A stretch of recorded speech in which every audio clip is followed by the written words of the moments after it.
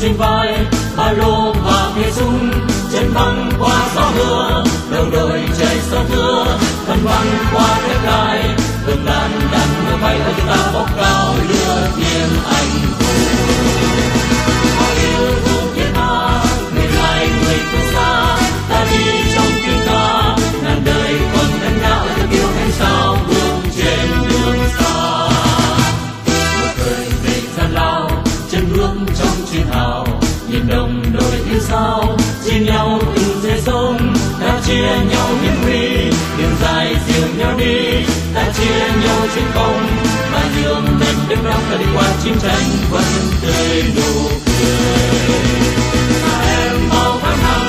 mà lòng tràn xa xăm, trong đêm sao biết danh, nhìn bầu trời long lanh giữa đôi mắt em vẫn đang nhìn ai.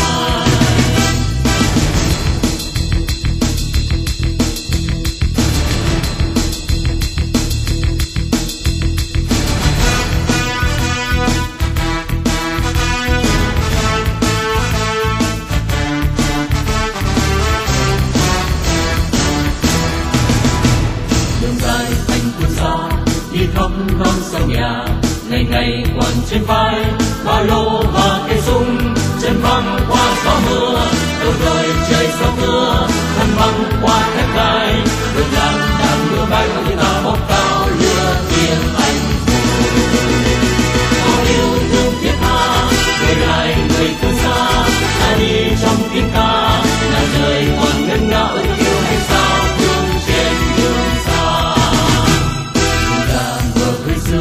Bóng súng góc bên đường, lòng lòng tình quê hương, đêm mơ về thành phố, ta xa trong sách xưa, làm bạn rừng cây thưa, ta xa bao phố trưa, dần mình vào đêm mưa ta hy sinh máu xương giữ yên phố cười. Em nơi phố xa, giờ này vào Ca Ba, ta yêu trong cách xa, mình ngạt ngào hơn hoa em yêu em sao tuy chung lòng ta.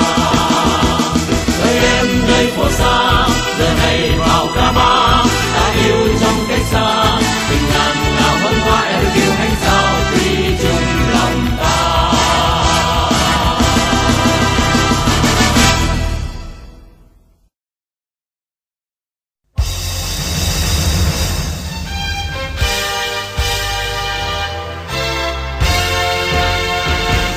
Quân Việt Nam đi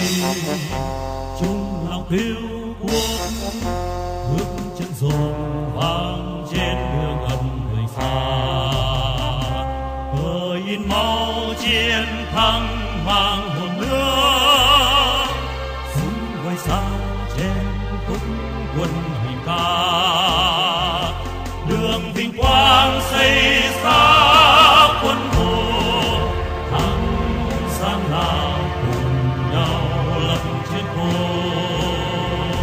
vì nhân dân chiến đấu không ngừng, tiến mau ra xa trường, tiến lên cùng tiến lên, nước con Việt Nam ta vững bền. Quân Việt Nam đi sao hoàng phấp phới, dắt giống nồi quê hương qua đời lầm than, cùng chung sức phấn đấu xây đời mới.